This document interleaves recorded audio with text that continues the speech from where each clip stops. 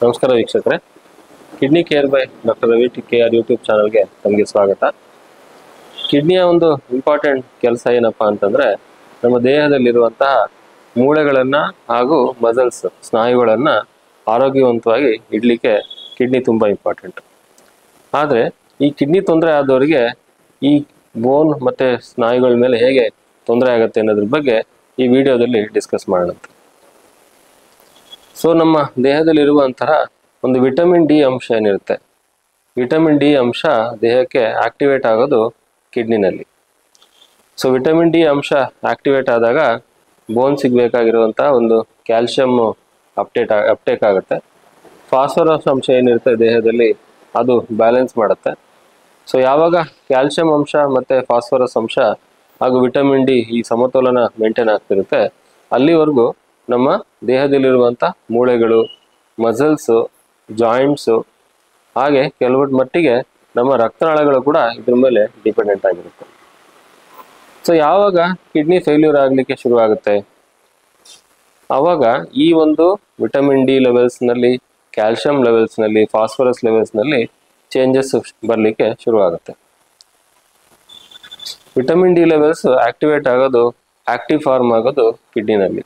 ಯಾವಾಗ vitamin D level production ಸರಿಯಾಗಿ ಆಗೋದಿಲ್ಲ, ದೇಹದಲ್ಲಿ ಬೇಕಾಗುವಂತಹ ಕ್ಯಾಲ್ಶಿಯಂ ಹಾಗೂ ಫಾಸ್ಫರಸ್ ಅಂಶ ಯಾವಾಗ ಬ್ಯಾಲೆನ್ಸ್ ಆಗೋದಿಲ್ಲ, ಆವಾಗ ಬೋನಿನ ಆರೋಗ್ಯ ಹಾಗೂ ಮಸಲ್ ಆರೋಗ್ಯ ಪ್ರಾಬ್ಲಮ್ ಆಗಲಿಕ್ಕೆ ಶುರುವಾಗುತ್ತೆ.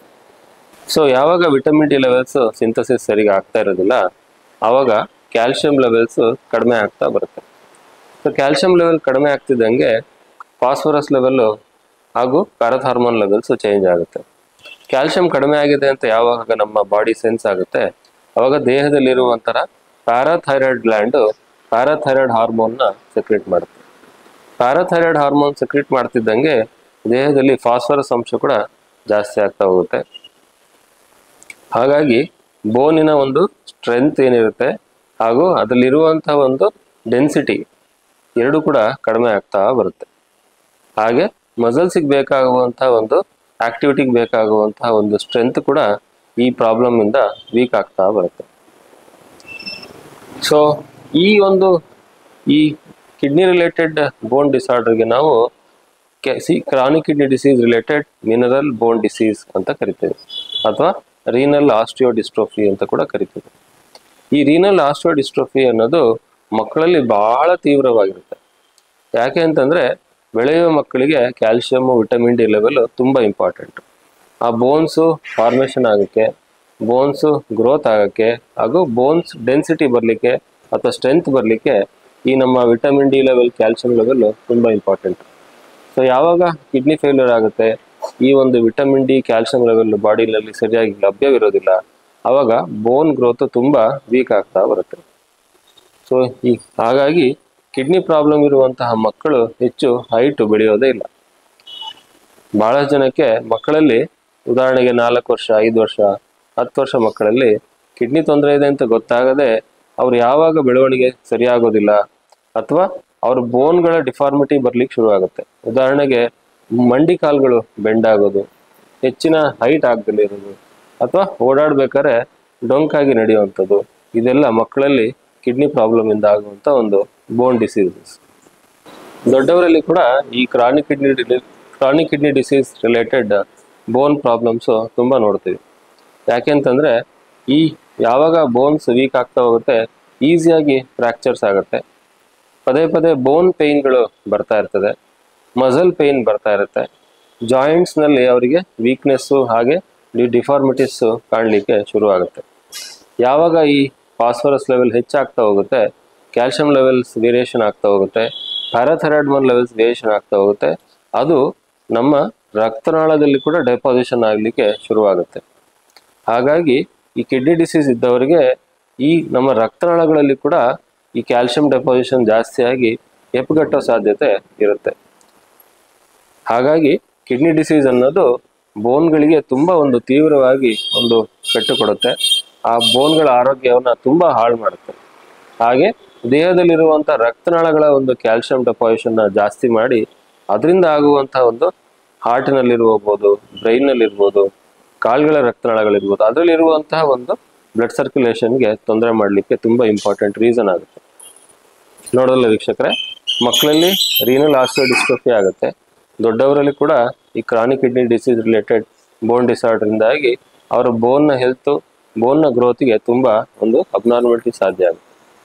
ಹಾಗಾದರೆ ನಾವು ಇದನ್ನ ಹೇಗೆ ಇಂಪ್ರೂವ್ಮೆಂಟ್ ಮಾಡ್ಕೊಳ್ಬೋದು ಅನ್ನೋದ್ರ ಬಗ್ಗೆ ಡಿಸ್ಕಸ್ ಮಾಡೋಣ. ಸೊ ಯಾರಿಗೆ ಈ ಕಿಡ್ನಿ ಡಿಸೀಸಿಂದ ಬೋನ್ಸ್ ವೀಕ್ ಆಗ್ತಾ ಇರುತ್ತೆ, ಅವರು ಕನಿಷ್ಠ 3 ರಿಂದ 4 ತಿಂಗಳಿಗೆ ಒಂದ್ಸರಿನಾದರೂ ಅವ್ರ ಬಾಡಿನಲ್ಲಿರುವಂಥ ಒಂದು calcium levels, phosphorus levels, uric acid levels, ಹಾಗೆ ಪ್ಯಾರಾಥೈರಾಯ್ಡ್ ಲೆವೆಲ್ಸ್ನ ಚೆಕ್ ಮಾಡ್ಕೊಳ್ತಾ ಇರುತ್ತೆ. ಸೊ ಈ ಒಂದು ಕ್ಯಾಲ್ಶಿಯಂ, ಫಾಸ್ಫರಸ್ ಹಾಗೂ ಪ್ಯಾರಾಥೈರಾಯ್ಡ್ ಹಾರ್ಮೋನ್ ಲೆವೆಲ್ನ ಚೆಕ್ ಮಾಡ್ಕೊಳ್ಳೋದ್ರಿಂದ ಅವ್ರನ್ನ ಬಾಡಿನಲ್ಲಿ ಯಾವ ರೀತಿಯ ಒಂದು ಕೆಮಿಕಲ್ ಡಿಫಾರ್ಮಿಟಿ ಇದೆ ಅಂತ ನಾವು ಡಿಸೈಡ್ ಮಾಡ್ಬೋದು. ಉದಾಹರಣೆಗೆ ಕ್ಯಾಲ್ಶಿಯಂ ಲೆವೆಲ್ಸ್ ಕಡಿಮೆ ಇದ್ದವರಿಗೆ ಕ್ಯಾಲ್ಶಿಯಂ ಸಪ್ಲಿಮೆಂಟೇಷನ್ನು ಹಾಗೂ active form of vitamin D ಸಪ್ಲಿಮೆಂಟೇಷನ್ನು ಕೊಡ್ಬೋದು. ಫಾಸ್ಫರಸ್ ಲೆವೆಲ್ ಜಾಸ್ತಿ ಇದ್ದವರಿಗೆ ಫಾಸ್ಫೇಟ್ ಬೈಂಡರ್ಸ್ ಅನ್ನೋ ಒಂದು ಟ್ಯಾಬ್ಲೆಟ್ಸು ಅವೈಲೇಬಲ್ ಇರುತ್ತೆ. ಅದನ್ನು ಕೊಟ್ಟು ದೇಹದಲ್ಲಿರುವಂಥ ಫಾಸ್ಫರಸ್ ಲೆವೆಲ್ನ ನಾವು ಕಡಿಮೆ ಮಾಡ್ಬೋದು. ಹಾಗೆ ಅವರಿಗೆ ಒಂದು ನ್ಯೂಟ್ರಿಷನ್ ನಾವು ಅಡ್ವೈಸ್ ಮಾಡ್ತೀವಿ.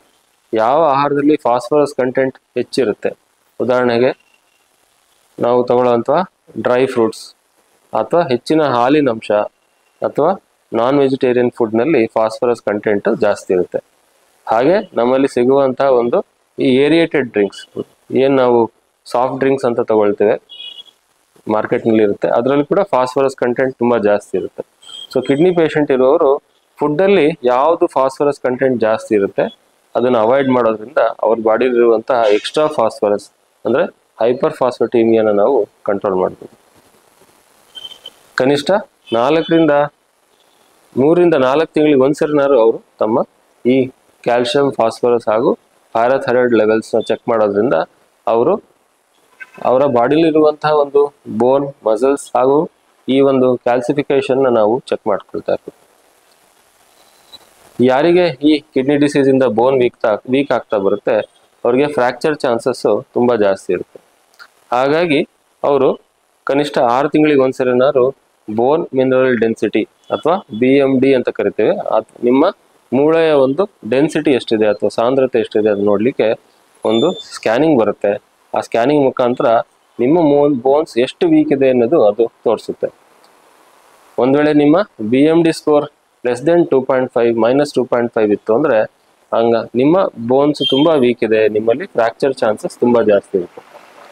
ಹಾಗಾಗಿ ಯಾರಿಗೆ ಕಿಡ್ನಿ ಪ್ರಾಬ್ಲಮ್ ಇರುತ್ತೆ ಅಥವಾ ಕಿಡ್ನಿ ಫೇಲ್ಯೂರ್ ಇರುತ್ತೆ, ಯಾರು ಡಯಾಲಿಸಿಸ್ ಅಲ್ಲಿ ಇರ್ತೀರ ಅವರು ಕನಿಷ್ಠ 6 ರಿಂದ ವರ್ಷಕ್ಕೊಂದ್ಸರಿನಾರು ತಮ್ಮ ಬೋನಿನ ಆರೋಗ್ಯದ ಬಗ್ಗೆ ಒಂದು ಗಮನ ಕೊಡೋದು ತುಂಬ ಇಂಪಾರ್ಟೆಂಟ್.